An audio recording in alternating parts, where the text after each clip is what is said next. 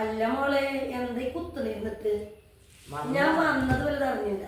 അപ്പോഴേക്കും വന്നാ പിന്നല്ലാതെ ഈ 24 മണിക്കൂർ കുത്തല്. അതെ മോളെ, ഒരു കാര്യം മനസ്സിലാക്കണം. ഞാന് പഠിക്കാൻ ബുദ്ധിമുട്ടുള്ള കുട്ടികൾക്ക് വേണ്ടി പ്രവർത്തിക്കുന്ന ഒരാളാണ്. അതെ, എന്റെ അടുത്ത് വരുന്ന കുട്ടികൾക്ക് വിവരം വേണം.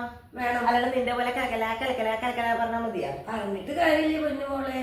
ഇങ്ങനെ ഇരുന്ന് കുത്തി ഇരുന്ന് ഇതിൽ കൂടെ ആരെങ്കിലും വന്നിട്ട് എന്തെങ്കിലും ഇട്ടുണ്ടെങ്കിൽ അറിയോ?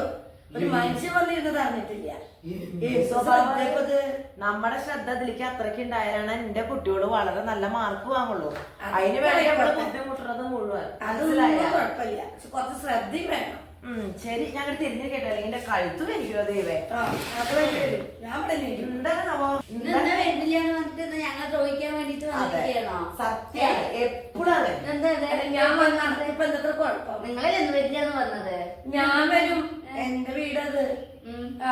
അത് പറഞ്ഞാ അതെ, ഞാനേ 6 മാസത്തില് വന്നത് അവിടെ. ഒന്നുമല്ല, ഇപ്പൊ ഒരു കൊല്ലാവണല്ലോ. 6 മാസം ഇയാളെക്കാട്ട് സീനിയോറിറ്റി. മെയിനായിട്ട് കാപ്പി കുടിക്കാൻ വേണ്ടിട്ട് മെയിനായിട്ട് കാപ്പി കുടിക്കും, ചോറും കൂട്ടാനും വെക്കും, ഇവിടെയുള്ള പലഹാരങ്ങളൊക്കെ കഴിക്കും, എല്ലാം കഴിക്കും. ഞാൻ വിചാരിച്ചു കഴിഞ്ഞിട്ട് മണക്കുള്ളൂ. ഞാൻ വിചാരിച്ചു വരില്ലാന്ന് പറഞ്ഞത് സ്വൈരമായിട്ട്.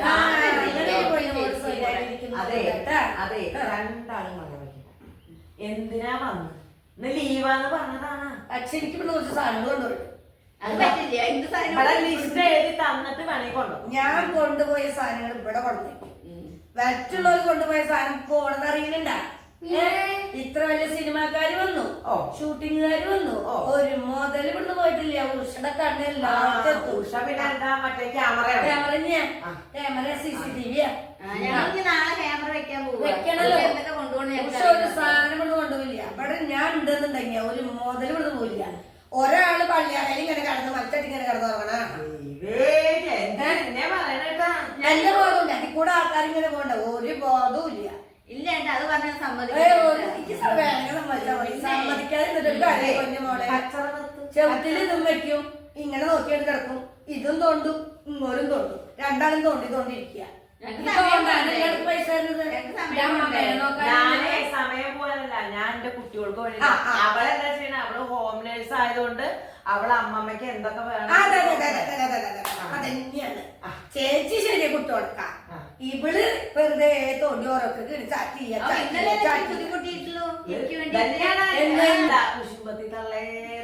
കുശുമ്പൊന്നല്ല എനിക്ക്.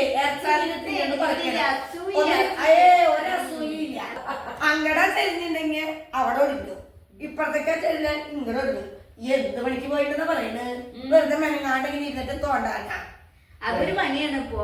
അതെ, എന്റെ പ്രധാന പണി നിങ്ങളെ മേക്കല.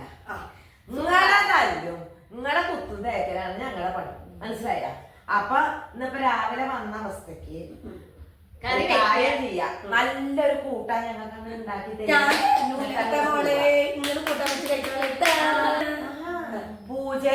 ആഴ്ചയിലൊക്കെ ലീവൊക്കെ കിട്ടണം.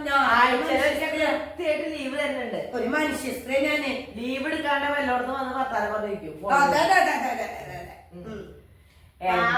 വെച്ചിട്ടാ അയ്യോ പാവോട് കണ്ടിട്ട് ഞാൻ ഉണ്ടാകും. ക്ഷമിച്ച് എന്റെ ഗുരുവായൂരപ്പോ പാവേ, ഇതേ പാവാന്ന് വിചാരിച്ചിട്ട് ഒരു കാര്യം, നാളെ നമുക്ക് വെളിച്ചെണ്ണ കാച്ചേണ്ട ദിവസമാണ്. ശരി, ആയിക്കോട്ടെ. അത് മറക്കരുത്. അപ്പൊ വരുമ്പോ നല്ല ചോക്കണല്ല കൊണ്ടുവരാ. മൈലാഞ്ചി എന്താ പറയാറ്? കർക്കച്ചോളി പറയാൻ മതി എന്നാണല്ലോ പറഞ്ഞത്. അതങ്ങനെയാണ്. ഞാൻ പറയാലോ. മറ്റേ കർക്കടകത്തിന് ചോക്കണ അതങ്ങനെ പറയാൻ പാടില്ല. എന്താണ്? മുക്കുറ്റിക്ക് പച്ച അങ്ങനെ പറയാൻ പാടില്ല. കർക്കിടകത്തിലേ പത്തല വെച്ച് കൂട്ടും, കർക്കിടക കഞ്ഞി വെച്ച് കൂട്ടും. എന്തെങ്കിലും അറിയോ? എന്താണ് നല്ലത്? ഞാൻ പറ്റില്ല. ശമ്പളം എത്തിച്ചേരാം. ഞാൻ വീട്ടിലിരിക്കും. അപ്പൊ ഒരു കാര്യം ചെയ്യാം, വേണ്ട പാത്രങ്ങൾ എടുക്കാൻ പൊക്കോള, നോക്കാൻ പൊക്കോള. ഞാൻ മൊബൈലായിട്ട് ഇരിക്കട്ടെ. ആയിക്കോട്ടെ മാഡം. ശരി, ഓടിക്കോ.